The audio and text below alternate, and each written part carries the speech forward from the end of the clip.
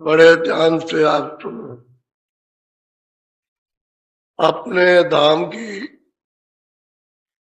कोई भी महिमा नहीं कर सकता। ये जो कुछ भी कहा जा रहा, बताया जाता है, केवल एकमात्र संकेत है। जो कुछ भी बताया जा रहा सब संकेत, उसकी कोई महिमा नहीं कर सकती। संत वहां आते जाते उन्होंने अपनी जबान को बंद कर दिया,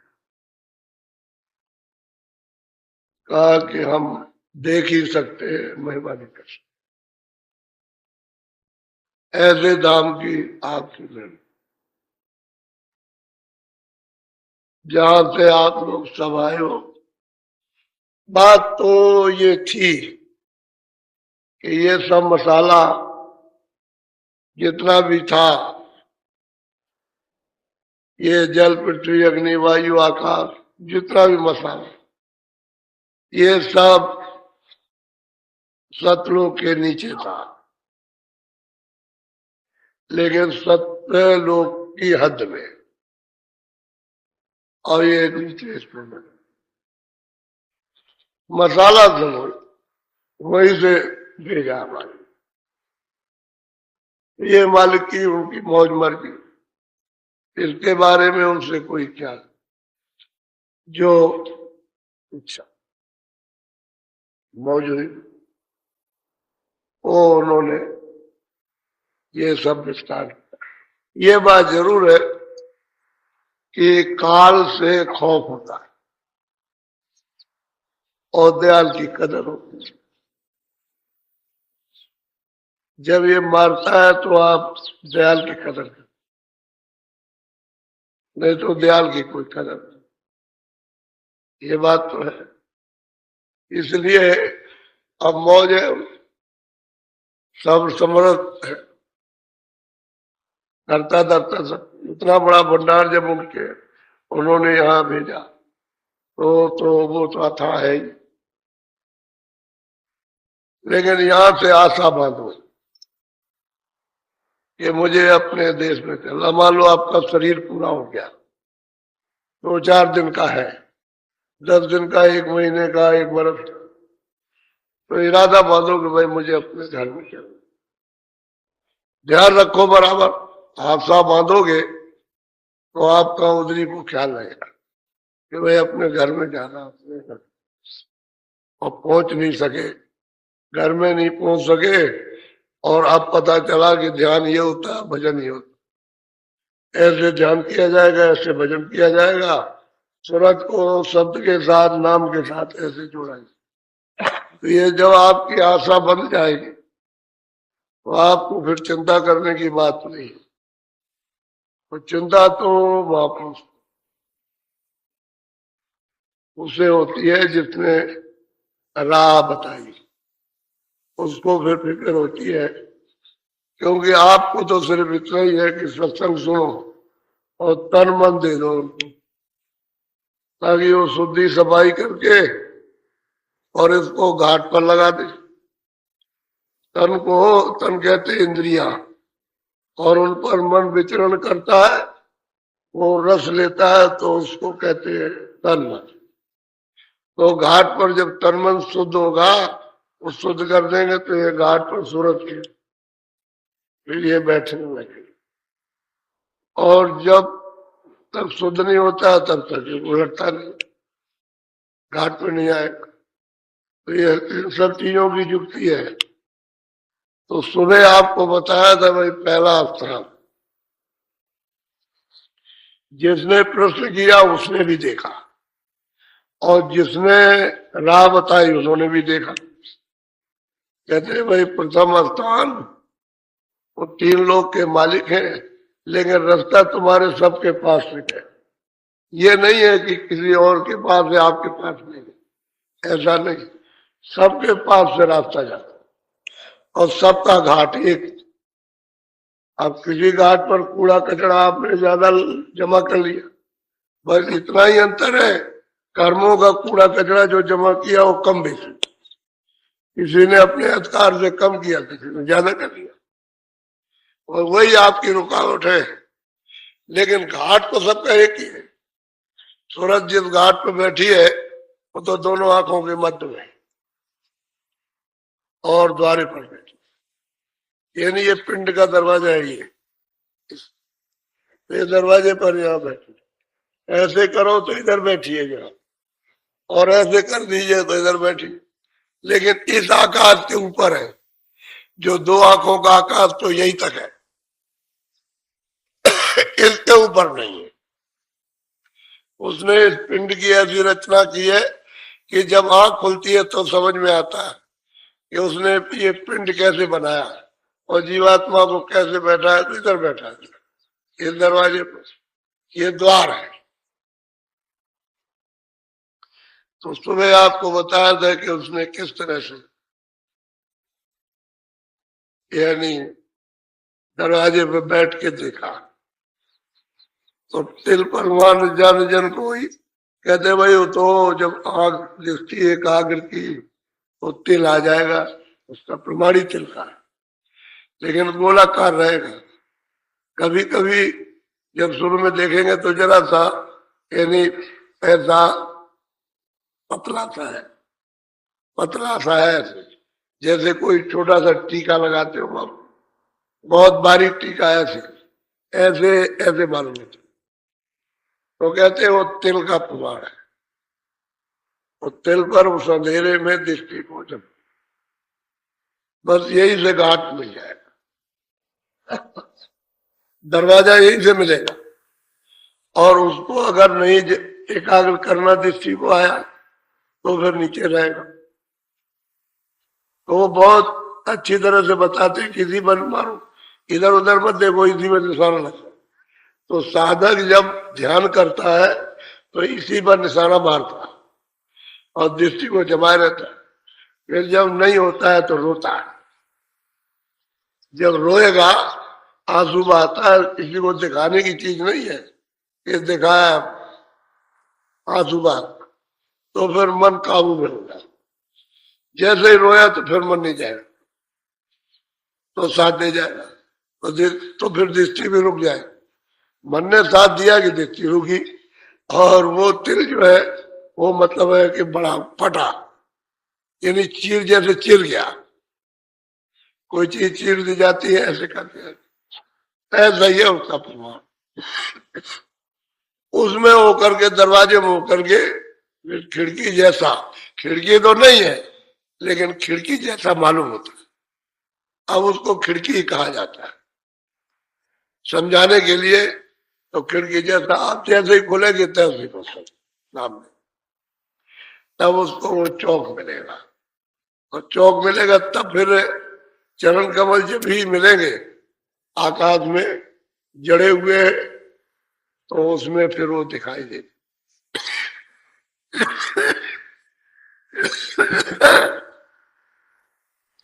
बस यहीं से दिव्य दृष्टि होने लगती है। एक ज्ञान दृष्टि, अंदर की जो दृष्टि है तीसरी आंख, वो यहीं से काम करने लगती। फिर बस ये उजाला होता चलेगा।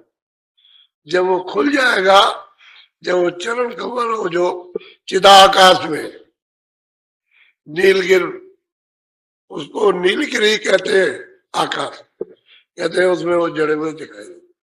जब सूरत को उसमें लगाओ तो फिर उसी में से अनैध धुनी आने लगती है, अनैध धुनी आने लगती है, तरह तरह के बाजे, लेकिन वैसे दूर से मालूम होता है बाजे। जब सूरत उसमें ले वो तो पानी है, तब बाड़ी है, दूर से तो मालूम होगा बहुत बड़ा जोर से बज रहा, बाड़ी का उच्चारण हुआ। तो उन्होंने कहा कि भाई ये प्राप्त किया। वो सूरज जो साधना करती है वो कहती है देखो ये देखती है। तो पहली मंजिल नाम उनका निरंजन, रूप उनका ज्योतिष, कहते हैं कि साक्षात्कार हुआ। और स्थान उनका सहदल कमल, आवाज उनकी घंटा सा। तो सब तो बता दिया, उनका नाम भी बता दिया, रूप की आवाज भी बता दी और स्थान भी। और ये कहा ये तीन लोग के मालिक। और ब्रह्मा विष्णु जो है महादेव, ये इनके पुत्र है। सीधा सीधा आप कहते हैं कि नहीं सजनी, अब तो आगे दूसरा धाम, तो जरा उसको भी ध्यान से सुनिए। यानी महापुरुष किस तरह से बता बता करके और दिखा दिखा करके उसको लिखते, लेकिन जाएगा यहीं से, और इधर उधर कहीं जाने का नहीं, रास्ता यही है। इसलिए इसको कहते हैं मंदिर। ये सच्ची मस्जिद है, जिसमें वो खुदा मांग देता है। खुदा यही है, यही ईसाइयों के ईसा मसीह के साथ है, और हिंदुओं के यही तो है, यही है। अब नाम उन्होंने अपना अपना, तो फिर तीन लोग के तो है ही गाठ मालिक। अरे तीन लोगों के ये चलाने वाले हैं, ये तीन लोग। इसलिए ये तुम लोग को बढ़ाना सूचम। अब वो कहते हैं नहीं सुना, तेरा ये घर तो है नहीं है, अब तू दूसर धाम की तरफ, यानी दूसरे स्थान की तरफ चल, दूसरे लोग की तरफ उधर चल। बोलो, सुनिए आप अच्छी तरह से।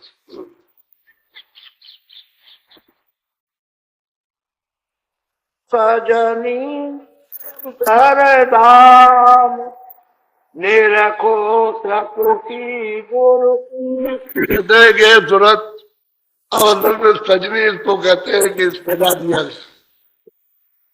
सब दज करके चलेंगे ऊपर की तरफ, सब सजावट इसकी हो जाती है। और स्वागत करने वाले बहुत, कौन नहीं स्वागत करेगा इस सूरत का। वो तो सोचते हैं, कहती है कि हमारे ऊपर चढ़ा कर तो हमको मिट्टलोक में ले चलो। तो जो साधन वो करते हैं वही साधन हम भी करें और ऊपर चले जाए, लेकिन उनको नसीब नहीं है, वो कुछ कर नहीं सकते। वहां साधन तो है नहीं है, वहां तो जो कुछ है वो भोग है, आनंद है। तो जो आपने पुण्य कर्म किए थे उसका फल मिला। अब कुछ दिन तक तो आप रहो, लेकिन अगर वो खुश हो गए तो उतार ले आएंगे, तो यहाँ जल में दिलवा देते, मनु शरीर में ले आए। ये उनमें सामर्थ्य है, वो इसमें कोई रोका टोकी नहीं, जिन पर खुद सोचते बहुत सी सूरतों को उतार ले आते। अब आपको क्या मालूम, उतार के ले आते हैं जल में दिलवा देते, ऊपर से वही होनार निकल जाती। और सूर्य कहते हैं कि सजदा कर दूसर धाम की तरफ, तो कहते हैं कि चलो वो त्रिपुटी स्थान है ब्रह्म का और वहां गुरु का, चलो दर्शन करो तुम गुरु का, निरखो गुरु धाम। कहते हैं कि सूरज मुसलमानों का ब्रह्म है और हिंदुओं का ब्रह्म है। पहला मुसलमानों का खुदा, ये हिंदुओं का ईश्वर, ये वहां पर तो ब्रह्म कहते हैं। पूरा सूरज मंडल जितने भी वहां सुनते रहते हैं सब लाभ पूरे, यानी उस मुकाम पर आनंद तो लोग सब लाल ही लाल। छोटी मोटी घाटी और चढ़ाई तो है नहीं, वो तो बहुत चढ़ाई, लेकिन उन्होंने इशारे में कहा, और जो कुछ है वो तो खैर कोई कहता नहीं, वो चुपचाप इशारा कर दे, बहुत कुछ है उन्हें रचना, बहुत कुछ है। ब्रह्म है, कोई बड़ी बात है, ये तो ब्रह्म है। नीचे नीचे वाले पर शब्द और नीचे है माया, ब्रह्म के नीचे वो भी लाल ही है, उसका कपल लाल है। तो वो दल कमल से, स्वर्ग से, और यहाँ से ये पूरा जो भूमंडल है उससे बहुत बड़ा, उसी का लोग मान ऊपर में तो ब्रह्मराज उसमें एक भी सूरत दूसरी नहीं, सब स्त्रियों का रूप। और यहाँ पैदल कमल के नीचे जमा एक भी पुरुष दिखाई नहीं। जैसे ऊपर उठ के बढ़े तो वहां पुरुष, वहां फिर पुरुष रूप दिखाई दे। ये नहीं है तो सब नूरानी, सब प्रकाशमान है, लेकिन ये नहीं, वो तो अद्वितीय रूप है। इतनी सुंदर उसकी क्या व्याख्या करता है। यहाँ तो ऐसी कोई चीज है ही नहीं। तो नीचे है माया और ब्रह्म। तो कहते हैं अरे सजनी चल चल दूसरी मंजिल की तरफ, वहां इनका भी दर्शन साक्षात्कार होगा, क्योंकि सूरज मंडल लाल मुकाम, ये तो मतलब है लाल है, फिर वहां गुरपत भी मिल जाएगा। तो बोलिए। क्षम वेद दल कमल चौदह कमल संख्या। और मतलब ये है तो उन्होंने कहा कि भाई पंचम तो वेदों का उनका हो गया, लेकिन उसमें यही और कुछ है और कुछ है, हम नहीं जानते। और क्या है तो कहा और कुछ है और कुछ, उस संत लोग उसको देखते हैं, साधक उसको देखते हैं, जो उधर जाएगा तो देख अच्छा करेगा। अच्छा सैदल को दर्शन वो 35 से बहुत बड़े, कोई इतना गरीब शहर जब उधर से तुरंत निकले जाए तो लाखों हिस्सा तो ही नहीं। सैदल करोड़ों हिस्सा छोटे थोड़ी है, बहुत बड़ा। कहते हैं गुरु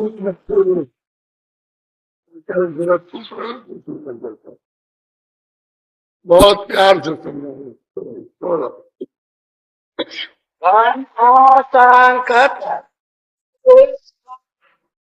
जब जब रंजन बाबू तो वो मुँह खोल लिया, जैसे ही मुँह खोला कर गई उसका। उनको ये जो दुनिया है उधर देखती है,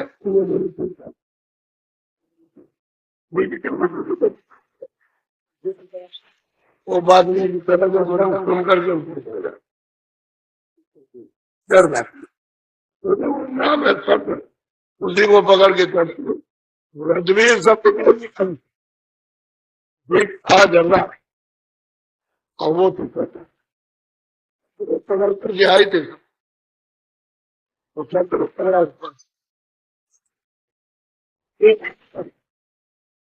वो ये नहीं बजा सकते और ना उनकी बजा सकते आवाज है। तो कहते हैं और वो पढ़ लिया मृदंग और बादल तो उसको पकड़ लिया, जड़ी ऊपर की तरफ बोलो गया जब तांग सुना।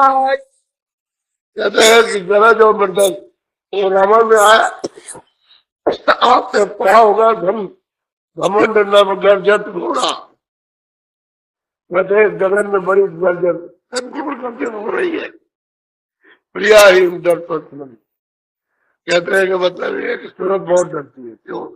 तो उसका दोस्त साथ नहीं देता, वो कौन मन है तो डरता है, साथ नहीं देता तो डरता है। धीरे धीरे रास्ता आ जाएगा।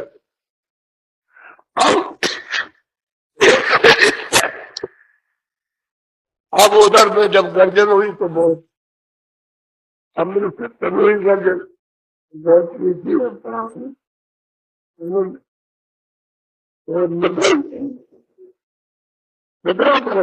और बड़ा घना घोर, इतना घोर घोर होता है, इतना ही कहा जा सकता था। यहाँ सब आवाज जितने भी आवाज हो सब बोले तो कुछ नहीं। की आवाज जब कानों तक यहाँ आती है, कोई भी आवाज जो है एकदम बम भी गिरे उसकी भी आवाज इतनी आवाज जोड़ती। घर में कभी का तो सारा खेल था। और क्या, तो कहते हैं गरज और मृदंग सुनाई।